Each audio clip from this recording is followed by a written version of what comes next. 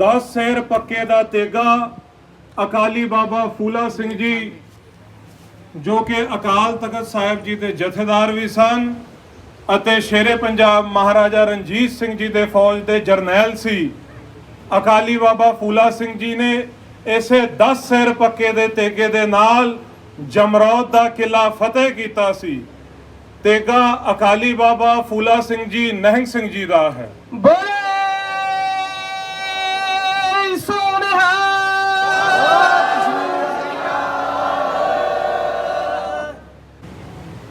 ਸ਼੍ਰੀ ਸਾਹਿਬਾ ਮਹਾਰਾਜਾ ਰਣਜੀਤ ਸਿੰਘ ਜੀ ਸ਼ੇਰੇ ਪੰਜਾਬ ਜੀ ਦੇ ਹਨ।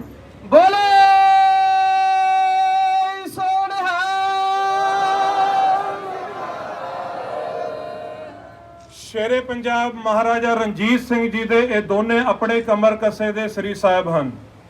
ਸੱਜੇ ਹੱਥ ਵਾਲੀ ਸ੍ਰੀ ਸਾਹਿਬ ਮਹਾਰਾਜਾ ਰਣਜੀਤ ਸਿੰਘ ਜੀ ਨੇ ਮੁਲਤਾਨ ਦੇ ਰਾਜੇ ਨੂੰ 7 ਵਾਰੀ ਹਰਾ ਕੇ ਪ੍ਰਾਪਤ ਕੀਤੀ ਹੈ।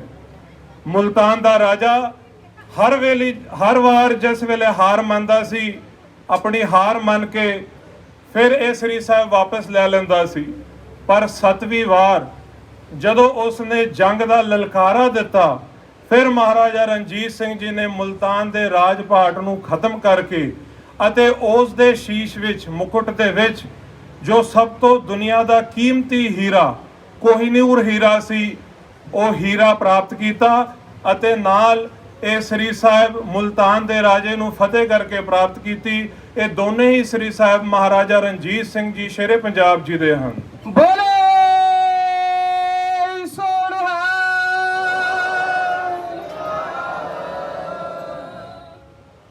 ਤੀਰ ਸਾਹਿਬ ਸ਼੍ਰੀ ਗੁਰੂ ਗੋਬਿੰਦ ਸਿੰਘ ਜੀ ਮਹਾਰਾਜ ਜੀ ਦੀ ਹੈ।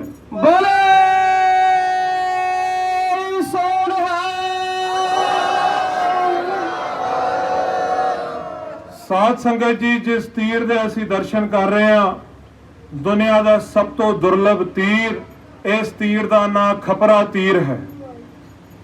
ਜਿਸ ਵੇਲੇ ਧੰਨ ਸ਼੍ਰੀ ਗੁਰੂ ਗੋਬਿੰਦ ਸਿੰਘ ਜੀ ਮਹਾਰਾਜ ਪੰਜਾਬ ਦੀ ਪਾਵਨ ਧਰਤੀ ਤੋਂ ਚੱਲ ਕੇ ਇਸ ਪਾਵਨ ਨਗਰੀ ਨੂੰ ਆਪਣੇ ਮੁਬਾਰਕ ਚਰਨਾਂ ਦੇ ਨਾਲ ਕਿਰਤਾਰਤ ਕਰ ਰਹੇ ਸਨ, ਉਸ ਵੇਲੇ ਗੁਰੂ ਸਾਹਿਬ ਨੇ ਗੋਦਾਵਰੀ ਦੇ ਕੰਢੇ ਨਗੀਨਾ ਘਾਟ ਸਾਹਿਬ ਦੇ ਕੋਲ ਦੀਵਾਨ ਲਗਾਇਆ।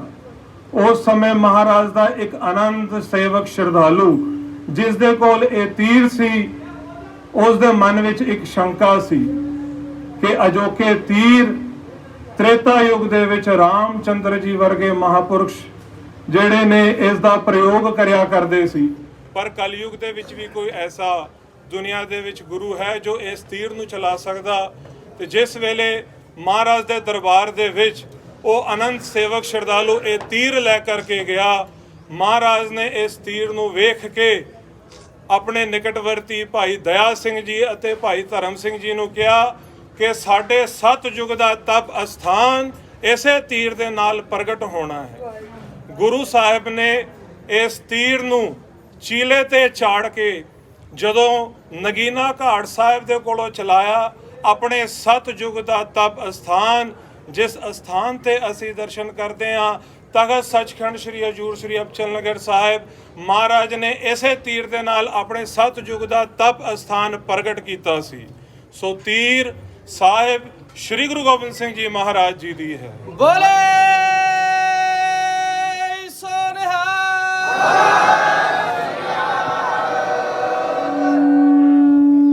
ਕਿਰਪਾਨ ਸਾਹਿਬ ਸ੍ਰੀ ਗੁਰੂ ਗੋਬਿੰਦ ਸਿੰਘ ਜੀ ਮਹਾਰਾਜ ਜੀ ਦੀ ਹੈ।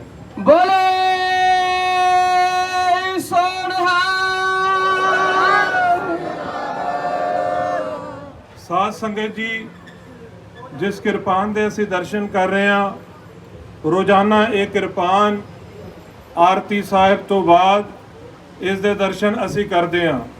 ਜਿਸ ਇਹ ਕਿਰਪਾਨ ਧੰਨ ਸ਼੍ਰੀ ਗੁਰੂ ਗੋਬਿੰਦ ਸਿੰਘ ਜੀ ਮਹਾਰਾਜ ਆਪਣੇ ਸ਼ੀਸ਼ ਵਿੱਚ ਸਜਾ ਕੇ ਰੱਖਦੇ ਸੀ।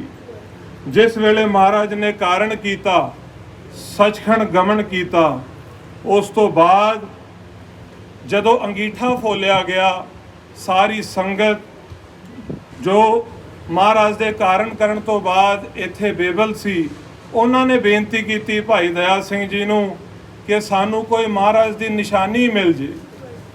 ਪਰ महाराज का हुक्म नहीं सी कि महाराज का अंगीठा फोलिया जाए, पर संगत गुरु का रूप होंदी है, विच संगत हर प्रभ वसै जियो। सो संगत की बेनती सुन के जिस वेले अरदास की, अरदास करन तो बाद अंगीठा फोलन तो बाद सिर्फ महाराज की एक किरपान इस स्थान ते निशानी वजों जिहड़ी है एक किरपान प्रगट होई, जिस किरपान के असी रोजाना दर्शन करते हैं। ये किरपान धन श्री गुरु गोबिंद सिंह जी महाराज अपने शीश विच सजा के रखते सी। किरपान साहिब श्री गुरु गोबिंद सिंह जी महाराज जी दी है। बोले सोहरा। साध संगत जी, इस शस्त्र का नाम कटार है। इस शस्त्र नूं तीन मुखी कटार भी कहा जाता है ते अख नख वड्डी कटार भी कहा जाता है। बोले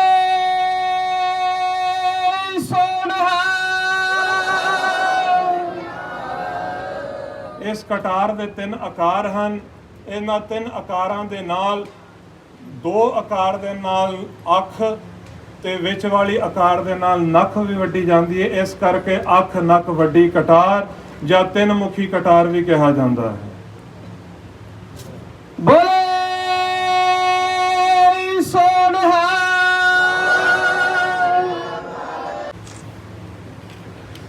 साध संगत जी, इस शस्त्र नूं अष्टभुजी शस्त्र ते गजगा भी कहा जाता है। बोले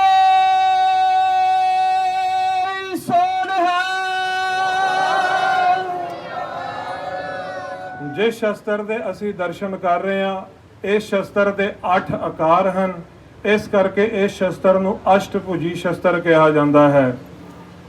चमकौर के युद्ध विच जिस वेले धन श्री गुरु गोबिंद सिंह जी महाराज जी ने अपने वड्डे साहिबजादा अजीत सिंह जी नूं जंग ए मैदान दे विच ਸਿੰਘਾਂ ਦੇ 5 ਸਿੰਘਾਂ ਦਾ बेड़ा ला के ਤੋਰਿਆ ਸੀ, उस वेले साहिबजादा अजीत सिंह जी दे नाल ਜਿਹੜੇ ਜਰਨੈਲ ਸੀ ਉਹਨਾਂ ਨੇ ਆਪਣੇ ਸ਼ੀਸ਼ ਦੇ ਵਿੱਚ ਇਹ ਅਸ਼ਟਭੁਜੀ ਗਜਗਾ ਸ਼ਸਤਰ ਸਜਾਇਆ ਸੀ ਤੇ ਜੰਗ ਇਹ ਮੈਦਾਨ ਦੇ ਵਿੱਚ ਜਦੋਂ ਸ਼ਹੀਦੀ ਪ੍ਰਾਪਤ ਕਰਨ ਤੋਂ ਬਾਅਦ ਫਿਰ ਇਹ ਸ਼ਸਤਰ ਗਜਗਾ ਸਿੰਘ ਨਾਂ ਦੇ ਨਿਹੰਗ ਸਿੰਘ ਜੀ ਨੂੰ ਪ੍ਰਾਪਤ ਹੋਇਆ, ਜਿਨ੍ਹਾਂ ਨੇ ਇਹ ਸ਼ਸਤਰ ਹਜੂਰ ਸਾਹਿਬ ਆ ਕੇ ਸਾਹਿਬਾਂ ਦੇ ਇਸ ਸਥਾਨ ਤੇ ਇਹ ਸ਼ਸਤਰ ਭੇਟ ਕੀਤਾ। ਇਹ ਸ਼ਸਤਰ ਨੂੰ ਗੁਰੂ ਸਾਹਿਬ ਜੀ ਦੇ ਸਿੰਘਾਸਨ ਦੇ ਉੱਪਰ ਰੱਖਿਆ ਜਾਂਦਾ ਹੈ ਤੇ ਜਿਸ ਵੇਲੇ ਅਰਦਾਸ ਹੁੰਦੀ ਹੈ, ਅਰਦਾਸ ਦੇ ਸਮੇਂ ਇਹ ਸ਼ਸਤਰ ਨੂੰ ਖੜਾ ਕੀਤਾ ਜਾਂਦਾ ਹੈ ਤਾਂ ਕਿ ਇਹ ਸ਼ਸਤਰ ਜੋ ਹੈ ਇੱਕ ਸ਼ਕਤੀ ਦਾ ਪ੍ਰਤੀਕ ਹੈ। ਸੋ ਸਾਧ ਸੰਗਤ ਜੀ, ਇਸ ਸ਼ਸਤਰ ਦਾ ਨਾਮ ਅਸ਼ਟਭੁਜੀ ਸ਼ਸਤਰ ਹੈ ਤੇ ਇਸ ਸ਼ਸਤਰ ਨੂੰ ਗਜਗਾ ਵੀ ਕਿਹਾ ਜਾਂਦਾ ਹੈ। बोले सोहरा।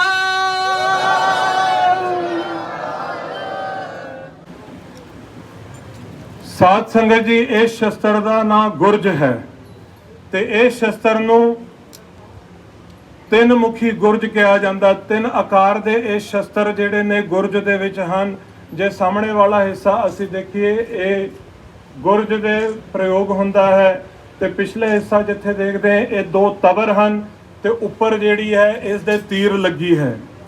गुरज शस्त्र जिहड़ा है हाथी नूं फतेह करन वास्ते ਉਹ ਸ਼ਸਤਰ ਨੂੰ ਪੁਰਾਣੇ ਸਮੇਂ ਜੰਗ ਯੁੱਧ ਦੇ ਵਿੱਚ ਵਰਤਿਆ ਜਾਂਦਾ ਸੀ, ਕਿਉਂਕਿ ਜਿਹੜੇ ਆਕਾਰ ਦਾ ਇਹ ਗੁਰਜ ਬਣਿਆ ਹੋਇਆ ਹੈ, ਜਿਸ ਆਕਾਰ ਦਾ ਹਾਥੀ ਦੇ ਮਸਤਕ ਦੇ ਵਿੱਚ ਜੋ ਉਸ ਦਾ ਬ੍ਰੇਨ ਹੈ, ਉਸੇ ਆਕਾਰ ਦਾ ਇਹ ਸ਼ਸਤਰ ਗੁਰਜ ਹੈ।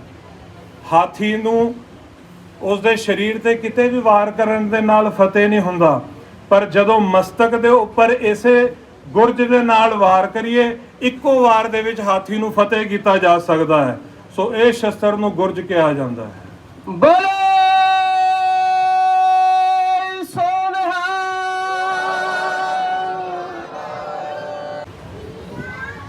साध संगत जी, ਇਹ ਸ਼ਸਤਰ ਚੌੜੇ ਫਲ ਦਾ ਸੰਪੂਰਨ ਆਕਾਰ ਦਾ ਤੇਗਾ ਹੈ।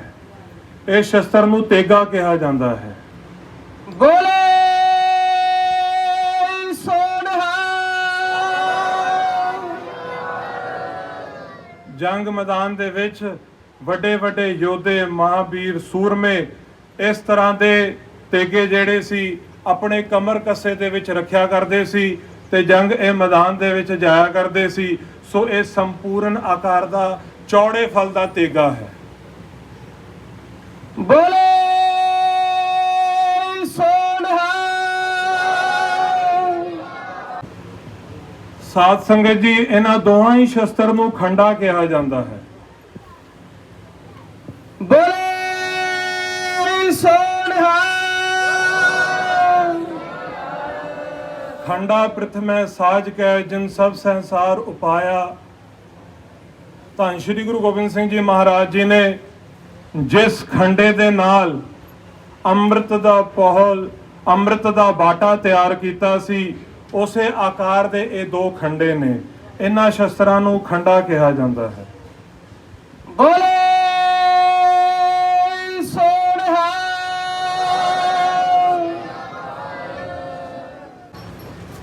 ਸਾਧ ਸੰਗਤ ਜੀ, ਜਿਸ ਸ਼ਸਤਰ ਦੇ ਆਪ ਜੀ ਦਰਸ਼ਨ ਕਰ ਰਹੇ ਹੋ, ਇਸ ਸ਼ਸਤਰ ਦਾ ਨਾਮ ਨਾਗਫਨੀ ਹੈ। ਬੋਲੇ ਸੋਨਹਾ। ਨਾਗ ਸੱਪ ਜਿਸ ਵੇਲੇ ਫਨ ਮਾਰਨ ਵਾਸਤੇ ਜ਼ਮੀਨ ਤੋਂ ਉੱਪਰ ਉੱਠ ਕੇ ਆਪਣਾ ਆਕਾਰ ਲੈਂਦਾ ਹੈ, ਉਸੇ ਆਕਾਰ ਦਾ ਇਹ ਸ਼ਸਤਰ ਬਣਿਆ ਹੋਇਆ ਹੈ। ਇਸ ਕਰਕੇ ਇਸ ਸ਼ਸਤਰ ਦਾ ਨਾਮ ਨਾਗਫਨੀ ਹੈ। ਬੋਲੇ ਸੋਨਹਾ।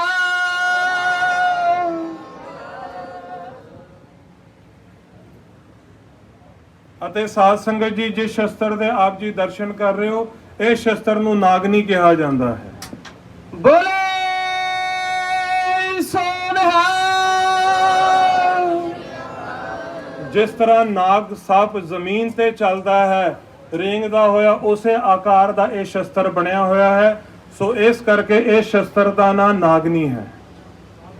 ਬੋਲੇ ਸੋਨਹਾ।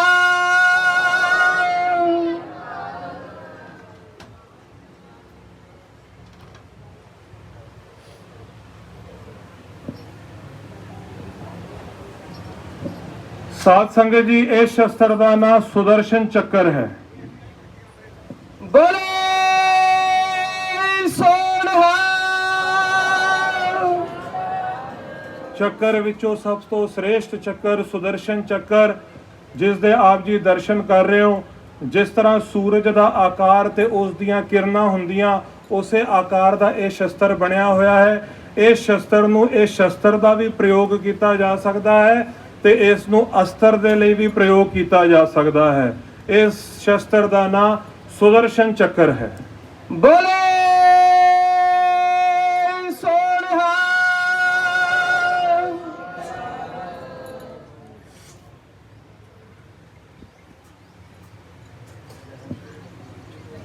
ਸਾਧ ਸੰਗਤ ਜੀ, ਇਸ ਸ਼ਸਤਰ ਦਾ ਨਾਮ ਬਾਗਨਥਾ ਹੈ।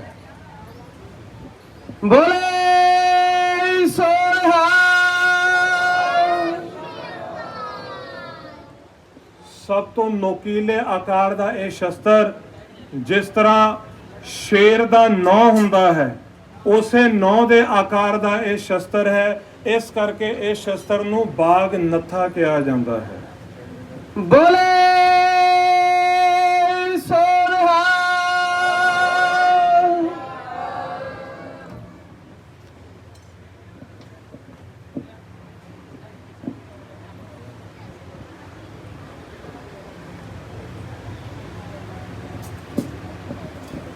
ਸਾਧ ਸੰਗਤ ਜੀ, ਇਹ ਦੋ ਆਕਾਰ ਦਾ ਸ਼ਸਤਰ ਹੈ।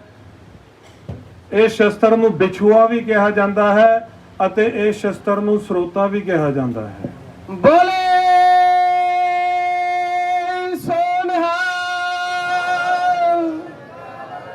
ਜਿਸ ਤਰ੍ਹਾਂ ਬਿਛੂਏ ਦਾ ਆਕਾਰ ਹੁੰਦਾ ਹੈ, ਉਸੇ ਆਕਾਰ ਦਾ ਇਹ ਸ਼ਸਤਰ ਬਣਿਆ ਹੋਇਆ ਹੈ।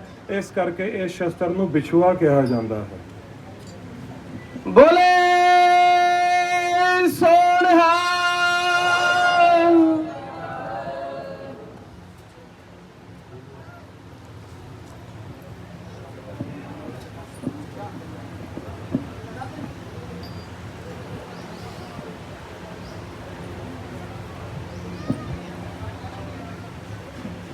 ਸਾਧ ਸੰਗਤ ਜੀ, ਇਹ ਸ਼ਸਤਰ ਦਾ ਨਾਮ ਸ਼ਿਕਾਰੀ ਕਟਾਰ ਹੈ। बोले सोनहा ਅਤੇ ਇਸ ਕਟਾਰ ਦਾ ਨਾਮ ਸੁਦਰਸ਼ਨ ਕਟਾਰ ਹੈ। बोले सोनहा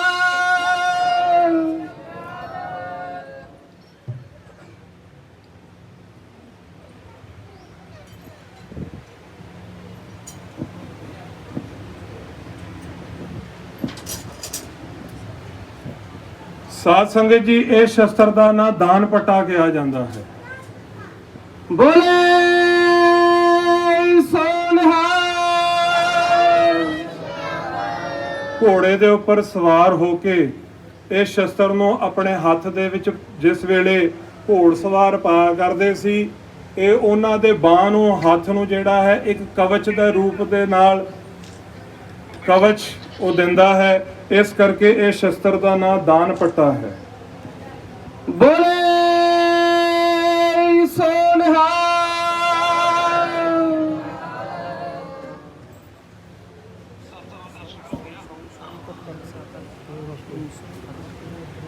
बच्चे को दूसरा बच्चे को दूसरा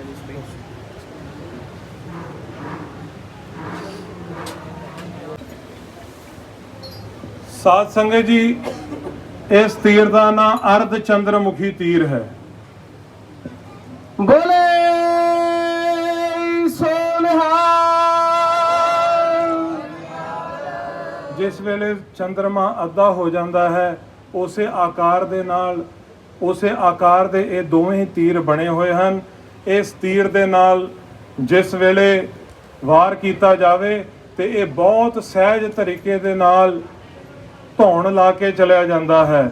ਸੋ ਇਹ ਦੋਹਾਂ ਹੀ ਤੀਰ ਜਿਹੜੇ ਨੇ ਅਰਧ ਚੰਦਰਮੁਖੀ ਤੀਰ ਦੇ ਆਕਾਰ ਦੇ ਹਨ। बोले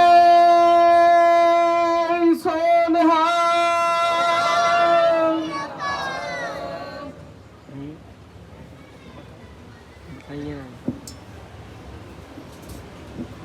ਸਾਧ ਸੰਗਤ ਜੀ, ਇਹ ਸ੍ਰੀ ਸਾਹਿਬ ਸੰਪੂਰਨ ਆਕਾਰ ਦੀ ਗੋਲੀਆ ਹੈ। बोले सोनहा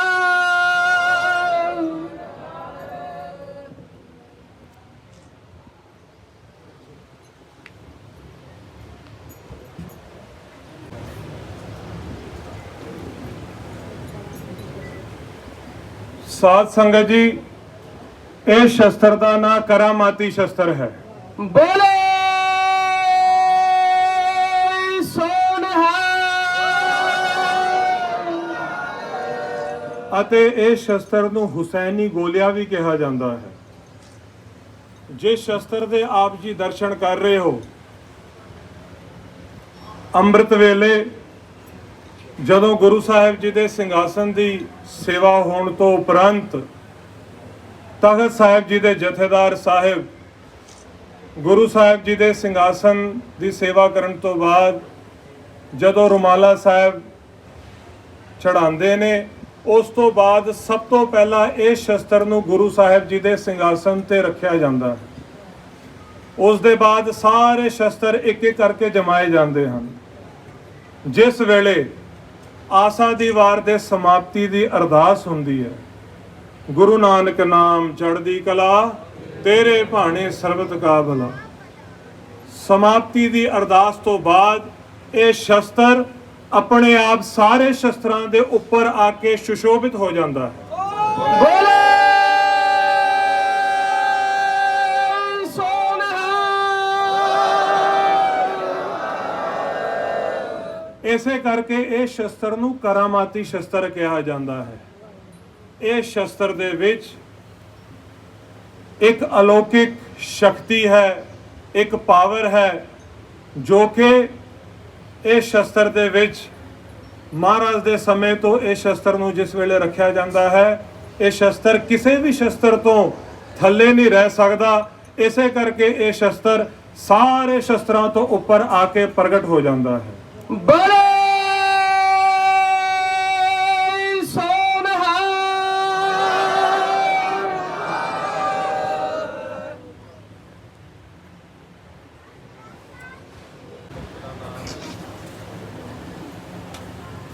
साध संगत जी, ਇਸ ਖੰਜਰ ਦਾ ਨਾਂ ਅਰਬੀ ਖੰਜਰ ਹੈ। बोले सोनहा ਤੇ ਇਸ ਖੰਜਰ ਨੂੰ ਬਿਛੂਆ ਖੰਜਰ ਕਿਹਾ ਜਾਂਦਾ ਹੈ। बोले सोनहा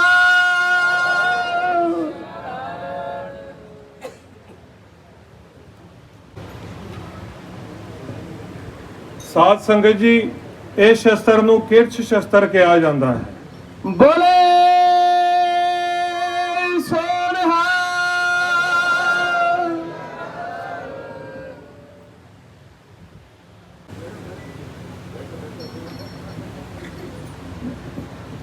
ਸਾਧ ਸੰਗਤ ਜੀ, ਇਸ ਨੂੰ ਢਾਲ ਕਿਹਾ ਜਾਂਦਾ ਹੈ। बोले सोनहा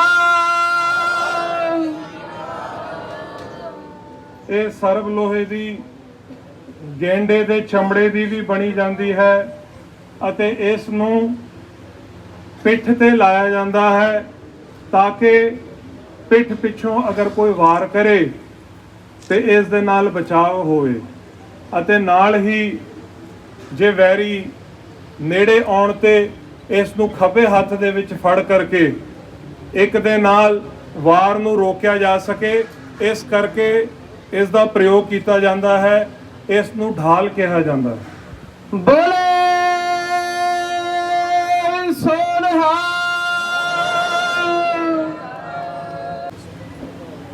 ਸਾਧ ਸੰਗਤ ਜੀ, ਜਿਸ ਦੇ ਆਪ ਜੀ ਦਰਸ਼ਨ ਕਰ ਰਹੇ ਹੋ, ਇਸ ਨੂੰ ਕਮਾਨ ਕਿਹਾ ਜਾਂਦਾ ਹੈ। बोले सोनहा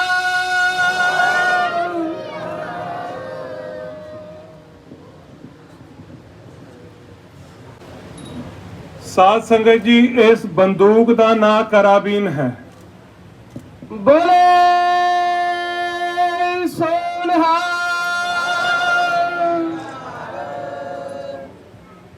ਜਦੋਂ ਇਸ ਦੇ ਵਿੱਚ ਅਸਲਾ ਪਾ ਕੇ ਚਲਾਇਆ ਜਾਵੇ, ਇਹ 6 ਤੋਂ 7 ਮੀਲ ਦੀ ਦੂਰੀ ਤੈਅ ਕਰਕੇ ਉੱਥੇ ਤੱਕ ਇਹ ਵਾਰ ਕਰ ਸਕਦਾ ਹੈ। ਇਸ ਆਕਾਰ ਦੇ ਬੰਦੂਕ ਨੂੰ ਕਰਾਬੀਨ ਕਿਹਾ ਜਾਂਦਾ ਹੈ। बोले सोनहा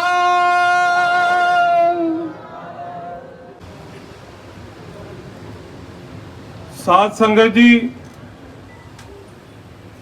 ਸੋਨੇ ਦੀ ਮੀਨਾਕਾਰੀ ਨਾਲ ਜੜੇ ਹੋਏ ਇਹ ਦੋਨੇ ਹੀ ਤਮੰਚੇ ਸ਼ੇਰੇ ਪੰਜਾਬ ਮਹਾਰਾਜਾ ਰਣਜੀਤ ਸਿੰਘ ਜੀ ਦੇ ਆਪਣੇ ਕਮਰ ਕਸੇ ਦੇ ਤਮੰਚੇ ਹਨ। बोले सोनहा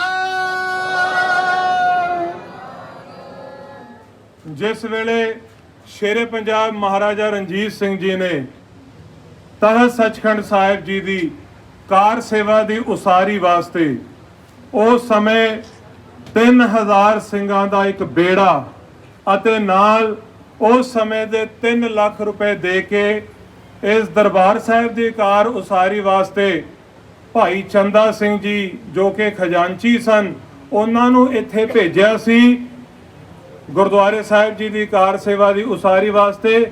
ਉਹਨਾਂ ਨੇ ਨਾਲ ਆਪਣੇ ਕਮਰ ਕੱਸੇ ਦੇ 2 ਤਮੰਚੇ ਦਿੱਤੇ ਜੋ ਕਿ ਮਹਾਰਾਜ ਜੀ ਦੇ ਅਸਥਾਨ ਤੇ ਇਹ ਦੋਨੇ ਤਮੰਚੇ ਰੱਖੇ ਜਾਂਦੇ ਹਨ। ਸੋ ਇਹ ਦੋਨੇ ਹੀ ਤਮੰਚੇ ਸ਼ੇਰੇ ਪੰਜਾਬ ਮਹਾਰਾਜਾ ਰਣਜੀਤ ਸਿੰਘ ਜੀ ਦੇ ਆਪਣੇ ਕਮਰ ਕੱਸੇ ਦੇ ਤਮੰਚੇ ਹਨ। बोले सोनहा